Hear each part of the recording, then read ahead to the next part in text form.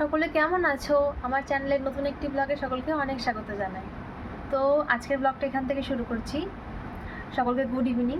তো এখন একটুখানি স্ন্যাক্স খাবো, কারণ আজকে রাতে আমার ভাত খাওয়ার একটু ইচ্ছা নেই, আর ওরও ইচ্ছা নেই বললো।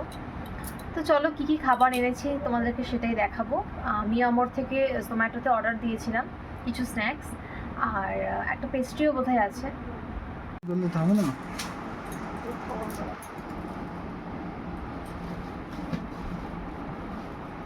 রাখা হয়ে গেছে, চলো একটু সস দিয়ে দিই এর সাথে। এবার এই যে এখানে আছে দুটো চিকেন বার্গার আর চিকেন সসেজ রোল, আর এর মধ্যে আছে পেস্ট্রি, সেটা পরে দেখাচ্ছি।